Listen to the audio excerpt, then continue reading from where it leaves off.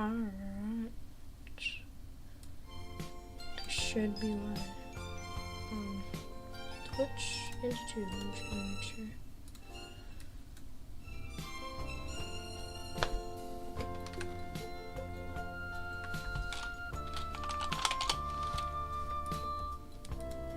Uber Eats hates late. I don't care about Uber Eats.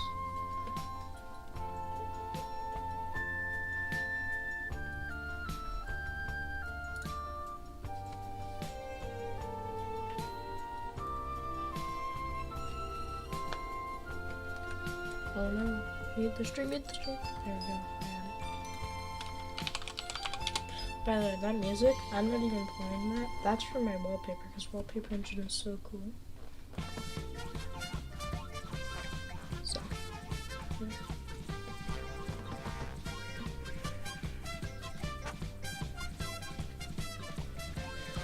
Alright, nice. So yeah, I'm just gonna be doing this while I'll be reading. But,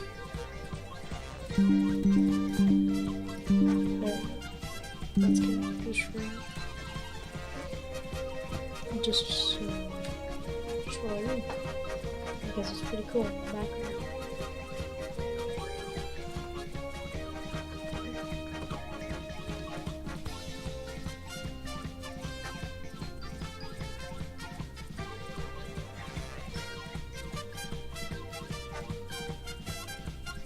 Sorry, just 1 second.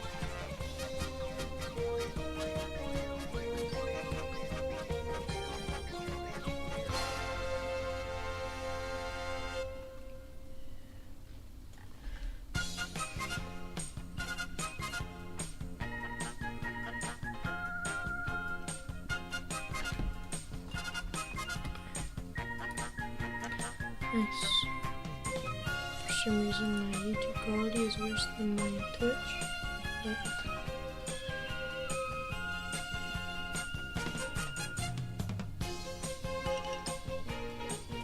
alright. Should probably do that. Because I should be asleep in like an hour. Well, should be asleep in half an hour. But we're not talking about that.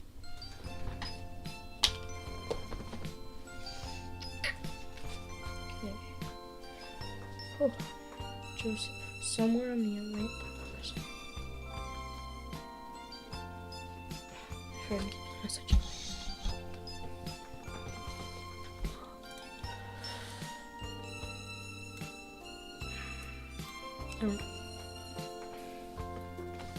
Right, Joseph, somewhere on the Atlantic Ocean, 1939, 14 days wait.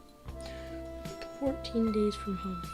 A day out from Cuba, the St. Louis threw a party. Streamers and balloons hung from the ceiling and... Wait, I should probably get a little bit closer. Remove this. There we go. Alright. Streamers and balloons hung from the ceiling and decorated the gallery rails of the first-class social hall. I thought it was going to be...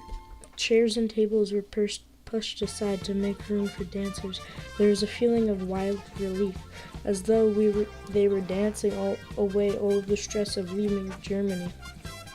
The stewards smiled with the passengers as though they understood, but none of them could really understand, Joseph thought. Not until their shop windows had been smashed and their businesses had been shut down. Not until the newspapers and radio talk about them as subhuman monsters, not until shadowy men had to burst into their homes and smash up their things and dragged away someone they loved. Not until they had been told to leave their homeland and never, ever come back. Still, Joseph enjoyed the party. He danced with his mother while Ruthie, Renetta, and Evelyn ran in other people's legs all evening long. Joseph had been nervous about Cuba at first, scared of the unknown. But now he was excited to reach Havana, to start a new life, especially if it was like this. Joseph's father stayed hidden away in their cabin the whole night. Sure, this was all just another Nazi trick. The next morning, breakfast in the ship's dining room was interrupted by the thunder and clanking sound of the anchors being dropped. Joseph ran to the window. Dawn had broken, and Joseph could see the Malecon, Havana's famous seaside avenue. Avenue, yeah. The stewards had told them all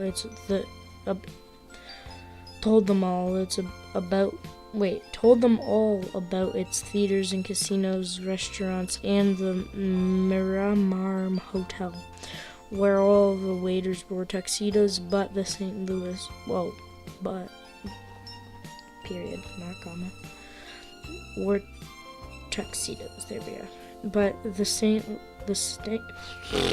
why can't I can never read? But this is not good. Alright. But the St. Louis was still a long way off from there. Gosh. For some reason, the ship had anchored kilometers out from shore. It's for the medical quarantine, a doctor from Frankfurt explained to a small crowd who had gathered with Joseph at the porthole to look at Cuba. I saw them run up yellow flag this morning before breakfast. We just have to be approved of the port's medical authorities just first. Standard procedure. Joseph made sure he was on deck when the first boat from Havana Port Authority reached the St. Louis. The Cuban man who climbed the ladder to sea deck from the launch was deeply tanned and wore a lightweight white suit. Joseph watched as Captain Schuller and the ship's doctor met the man as he came aboard. The captain swore an oath that none of the passengers were as insane, a criminal, or had contagious disease. That was apparently all they should have been required, because when the poor doctor insisted he still be allowed to examine each and every passenger, Captain Huelala looked angry. He balled his fist in deep relief, but he didn't object. He gave a curt order. He gave a curt order to the ship's doctor to assemble the passengers in the social hall and then marched away. Joseph ran back to his cabin and burst in his mother packing the last of her things. Ruthie was helping her while Papa laid on the bed. The doctor from Cuba, he's gonna make all the passengers go through a medical examination, Joseph told his mother, still panting from his run. They're gathering everyone in the social hall right now.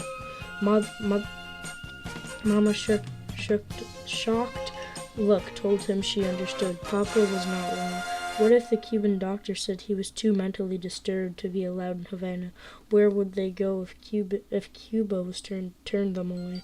What would they do? Gathering us, Papa said. He looked even more frightened than the prospect of Joseph's mother's had. Like a roll call, he stood up back against the wall. No, he said, the things that happened at roll call, the hangings, the floggings, the drownings, the beatings. He wrapped his arms around himself, and Joseph knew his father was talking about that place, the Chow. Joseph and his mother stood like statues, afraid to break the spell. Once I saw another man shot dead with a rifle, his father whispered. He was standing right beside me, and I couldn't move, couldn't make a sound, or I would be next. It's not going to be like that, dear heart. Yeah, Mama said. She reached out for him, tentatively, gently, and he didn't flinch under her hand. You were strong once before in that place. We just need you to be strong again, and then we'll be on our way to Cuba. We'll be safe forever, all of us. It was clear to Joseph that his father was still in his memories of Chow. I know I'm not saying that right every time, it's just, yeah. As they led him to the social hall, Papa looked frightened, jittery. It scared Joseph when his father got this way, but he was even more scared that the doctor would see Papa's condition and turn them away. Joseph and his family joined the other passengers standing in rows, and the doctor walked among them. Papa stood beside Joseph as the doctor got closer. Joseph's father began to make a low keening sound, like a wounded dog. Papa was starting to attract the attention of the passengers around them. Joseph felt a bed of sweat roll down his back underneath his shirt, and Ruthie cried softly. Be strong, my love, Joseph heard his mother whisper to his father. Be strong like you were before. But I wasn't, Joseph's father blubbered. I wasn't strong. I was just lucky that it could have been me. It should have been me. The Cuban doctor was getting closer. Joseph had to do something. But what? His father was inconsolable. The things he had said, Joseph couldn't even imagine. His father had only survived by being quiet, by not drawing attention to himself, but now he was going to get them sent away. Suddenly, Joseph saw what he had to do. He slapped his father across the face, hard. Papa staggered in surprise, and Joseph felt just as shocked as his father looked. Joseph couldn't believe what he'd just done. 6 months ago, he would have never dreamed of striking any adult, let alone his own father. Papa would have punished him for such disrespect, but in the past 6 months, Joseph and his father had traded places.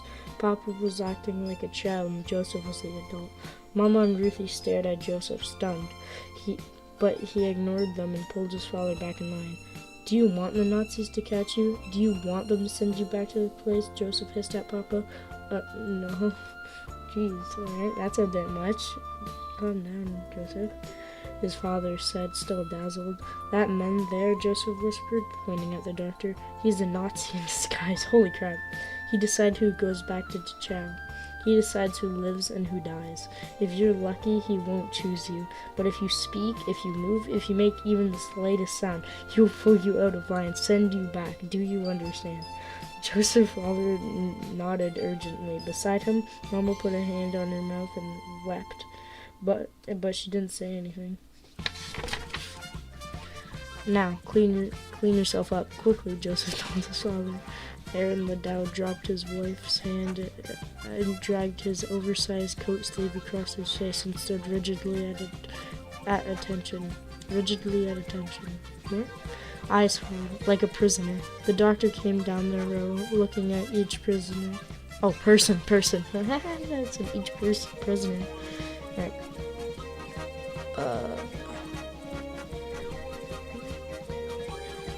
The doctor came down the row, looking at each person in turn. When he got to Papa, Joseph held his breath.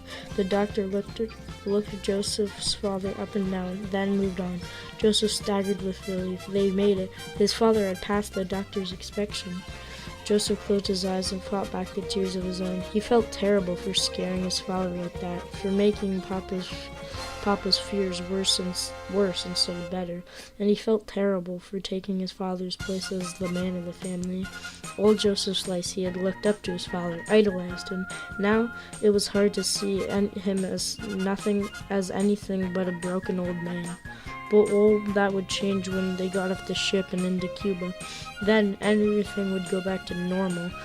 They would find a way to fix his father. Jeez. The Cuban doctor finished his rounds and nodded to the ship's doctor, and he approved the passengers. Joseph's mother wrapped his father in a hug, and Joseph felt his heart lift. For the first time all afternoon, he felt hope. Well, that was a sham, said the man standing in line next to him. What do you mean? Joseph asked. That was no kind of medical inspection. The entire business was a charade, a giant waste of time.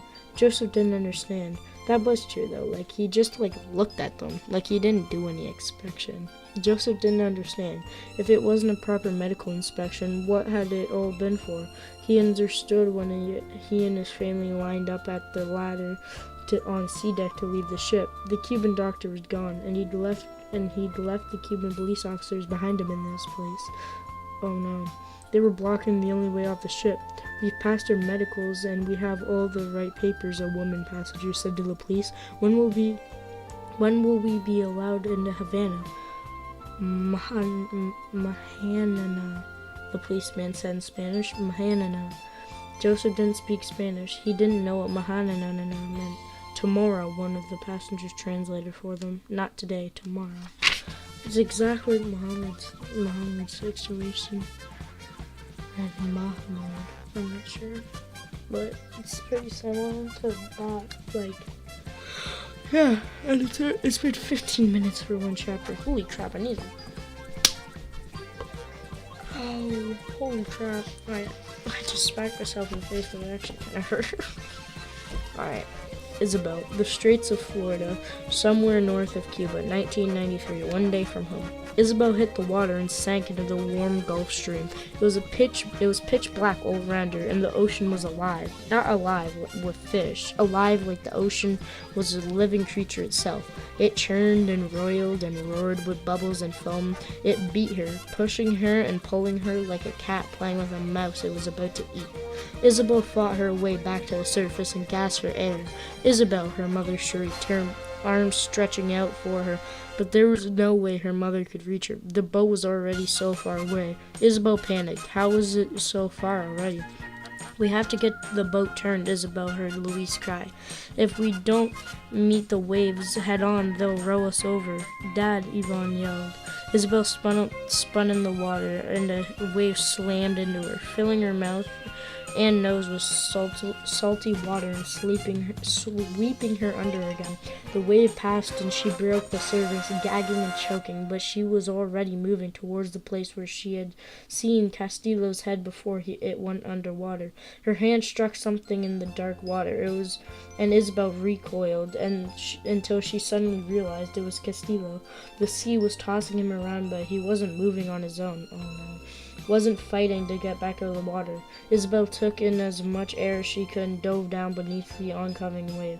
She found Castillo's body in the dark, wrapped her arms around him and kicked as hard as she could to the surface. The ocean fought her, sweeping her legs from under and spinning her all around. But Isabel kicked until her lungs were about to burst.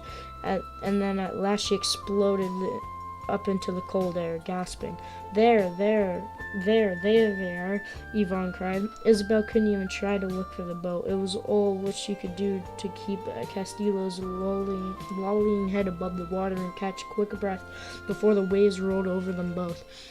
But the waves seemed to be smaller now, still deadly, but not as high or as fast. Isabel began to feel the rhythm, of the sea, the sing-song lullaby of it, and it was easy to close her eyes and stop kicking, to stop fighting. She was so tired, so very, very tired. No, that's not what you want to do, because you want to die. And then Yvonne was there in the water with them, his arms around her like they were back in the village playing together in the waves on the beach. Here, they're here, Yvonne shouted. Their boat was now alongside her, and her head thumped into the side of it as a wave washed over her. Hands lifted Castillo from her, and soon they dragged her over inside too. She splashed back down to the bottom half-meter of water that was filled the boat, but she was away from the waves, the never-ending waves, and she collapsed into her mother's arms. Rudy, oh God, Castillo cried, clutching her husband's hand. Castillo was unconscious. Luis and Papi had laid him out on some benches, and Isabel's grandfather was pumping his stomach like an air condition. Seawater burbled out of Castillo's mouth, and then suddenly he lurched, coughing and spluttering. Lito and Papi and Luis rolled him over, and he reached up to the side of the ocean he'd swallowed, or retched, yeah. Rudy, Castillo said. She wrapped him in her arms and sobbed, and then everything was quiet, but still. But for the gentle lapping of the sea against the side of the boat and the sloshing of the water inside it. The tanker had passed. Amara stood at the back of the boat, keeping the rudder straight against the waves, but the engine was dead again. Like everything else, it had been swamped. Castillo reached for Isabel's hand and squeezed it. Thank you, Isabel. Isabel nodded, but it came out more like a shudder. She was freezing cold and soaked from head to toe, but at last she was back in her mother's arms. Mammy hugged her close, and Isabel shivered. We need to get the water out the bottom of the boat, Papi said. It was strange to Isabel to hear that from hear her father talk about something so normal, so practical. When Castillo had almost drowned and the boat had almost rolled over and sunk, but he was right. And and get the engine running again, Yvonne said. The water first, Liko agreed, and together they gathered up bottles and jugs and began the tedious work of filling them and pouring the seawater back into the ocean. Isabel stayed buried in her mother's arms, still exhausted, and no one made her get up. "Where's the box with the medicine in it?" Louise asked. There weren't too many places it could be in the small boat, and they quickly decided it must have fallen overboard in the confusion. Gone were their aspirin and bandages, and Castillo was still dazed and weak. It was bad, but if they got the boat bailed out, and if they got the engine running, and if they got back on track with the sun tomorrow, and if they didn't run out of any more tankers, they could make it to the States without needing the medicine or matches. If. They bailed the water the rest of the night, taking turns dozing in the uncomfortable, crowded little boat. Isabel didn't even realize she'd fallen asleep until she jerked awake from a nightmare about a giant monster coming for her out in the dark sea. She cried out, looking this way and that, but there was nothing but blue-black water and gray skies tinged with the red of the sun all around them for miles and miles and miles. She closed her eyes and took some deep breaths, trying to calm down. The boat rocked again, and Amara struggled to keep the rudder steady. She had taken over as pilot while Castillo recovered, but they still hadn't gotten the motor running again. The Gulf Stream would carry them north toward Florida, but they would need an engine to reach the shore. Isabel's mother leaned overside the boat and threw up into the sea. When she slid back down inside, she looked green. The boat was rocking so much now, Isabel couldn't sit on the bench without holding on. The waves were growing higher and higher. "What is it?" Yvonne said sleepily. "Another tanker?" "No, red sky at morning, sailors take warning," Lito said. Looking up in the red-tinged clouds, "A storm is coming." Ay. And that one was only 7 minutes. That's good. If I can finish this before the half-an-hour mark, then I'll do one more. Alright, Muhammad. Izmir, Turkey, 2015, 11 days from home. God help us. That is what we're to ride in. Oh, that is what, Muhammad's father said. The boat wasn't a boat. It was a raft. A black inflatable rubber dinghy with an outboard motor on the back. It looked like there was room for a dozen people in it. 30 refugees waited on the board. They all looked as tired as Muhammad felt, and wore different colored life jackets. They were mostly young men, but there were families too. Women with and without hijabs, other children, some who looked to be about the same age as Muhammad. One boy in a Barcelona soccer jersey didn't have a life jacket, but clung instead to a blow-up rubber inner tube. But a few other refugees had backpacks and plastic bags full of clothes, but most of them, like Muhammad's family, carried whatever they owned in their pockets. Let's go. One of the smugglers said. 250,000 Syrian pounds, or 1,000 euros per person. Children pay full price, including babies, he told Muhammad's father. Wait, 250,000. Turks in tracksuits. Wait. I need to see how much that is in Canadian. Alright. How much is 250K?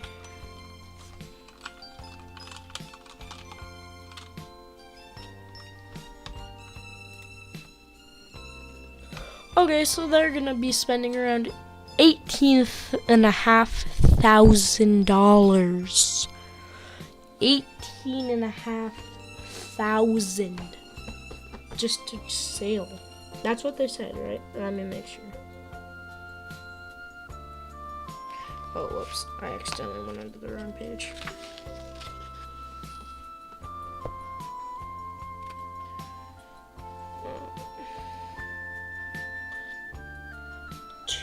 250 Syrian pounds. Oh, no. Not Turkish lira. Syrian pounds.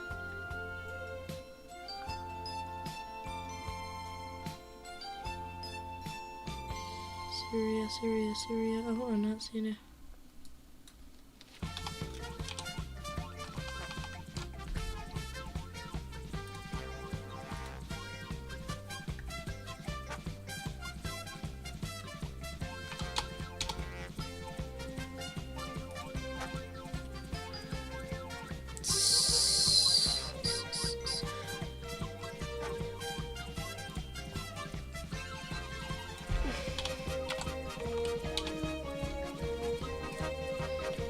Canadian dollar would be $140, roughly.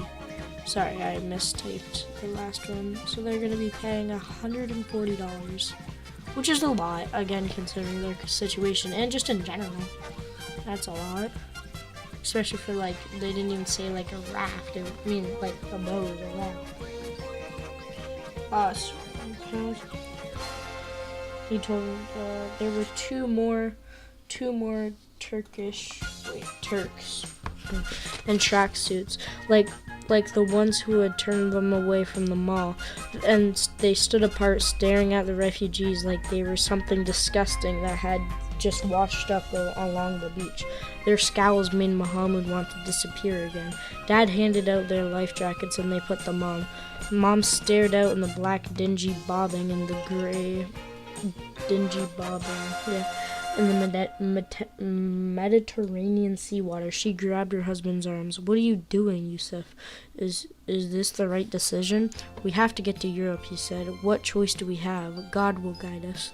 Muhammad watched as his father pushed the cash they saved into the hands of one of the smugglers. Then Muhammad and his family followed his dad into the dingy... Oh, that's a thing, I thought. And they climbed aboard. Wahid and his mother sat down at the bottom of the dingy, his mother holding Hannah tight in her arms. Muhammad and his father sat on one of the inflated rubber edges, their backs to the sea. Muhammad was already cold, and the wind off the waves made him even colder. A big bearded man wearing a plaid shirt and bulky blue life jacket sat down right next to Muhammad, almost squeezing Muhammad right off the edge. Muhammad slid a little closer to his father, but the big man next to him just settled in the extra space. "How long will we be on the boat?" Muhammad asked his dad. "Just a few hours, I think." It was hard to tell on the phone. Muhammad nodded. The phones and chargers were safely sealed away in plastic bags in his parents' pockets, just in case they got wet. Muhammad knew because he'd been the one who dug through the trash for the resealable zipper bags.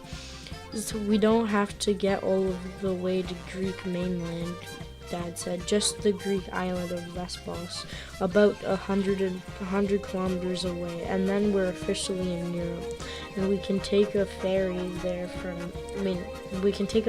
from there to Athens." When the smugglers had packed all the dingy full of refugees, they pushed it out to sea.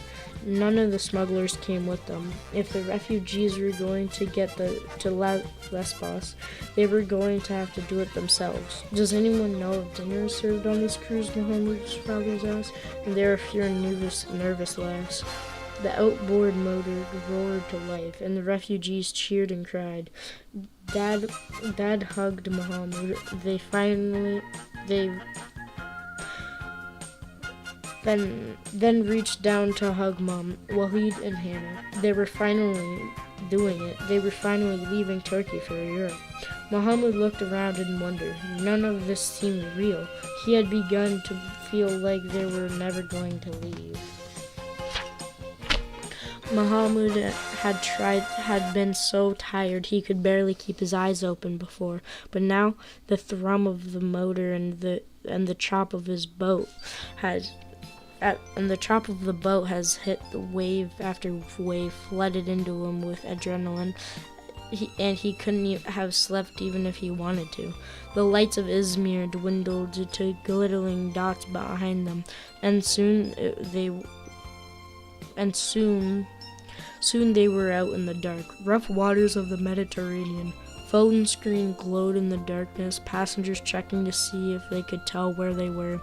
The roar of the engines and the whip-blinding sea spray made it impossible to have any kind of conversation, so Mahmoud looked around at the other passengers instead. Most of them kept their heads down and eyes closed, either muttering prayers or trying not to be sick, or both. The dinghy began to toss, not just front and back, but side to side, in a sort of rolling motion, and Muhammad felt the bile rise in the back of his throat. On the other side of the dinghy thing, a man shifted quickly to vomit over the side. "Watch out for the Coast Guard," the big man next to Muhammad shouted over the noise. "Turks will take us back to Turkey, but Greeks will take us to Lesbos." Muhammad didn't know how anybody could see anything in the dark, cloud-covered night, but it helped his seasickness to look outside instead of in the boat. He didn't help his growing sense of panic, though. He couldn't see the land anymore. Just stormy gray waves were getting taller and narrower, like they were driving a boat through the spiky tent tops of the police refugee camp. More people leaned over the side to throw up, and Muhammad felt his stomach churn, and the rain began. It was hard, cold rain that plastered Muhammad's hair to his head and soaked him down to his socks. The rain began to collect in the bottom of the dinghy, and soon Muhammad's mother and the others were sitting in centimeters of shifting water. Muhammad's muscles began to ache from shivering and holding the same tight position for so long. He wanted nothing more than to get off this boat. "We should turn back," someone yelled. "No, we can't go back. We can't afford to try again," Muhammad's father yelled, and a chorus of voices agreed with him. They pushed on through driving rain and roiling seas for what felt like an eternity. It might have been 10 hours, 10 minutes. Muhammad didn't know. All he knew was that he wanted it to end now. This was worse than Aleppo, worse than bombs falling on soldiers, shooting and drones buzzing overhead. In Aleppo, at least he could run, hide. Here was at the mercy of nature, an invisible brown speck in the invisible black rubber dinghy in the middle of a gray-black sea. If he wanted to, the ocean could open its mouth and swallow him, and no one in the whole wide world would ever know he was gone. And that's exactly what it did.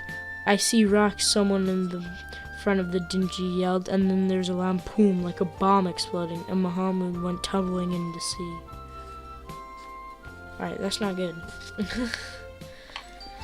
And that was 34 minutes, roughly. So, I'm going to stop it there. We are halfway through the book so far. I'm just going to read every night instead of read more and more every night. So, yeah. Alright, time to do a little bit of an actual stream now. Should have stopped my guns. There we go. So, now we're gonna play some Halo Infinite, but I gotta end the stream on YouTube because my computer will not be able to. Yeah, Halo Infinite.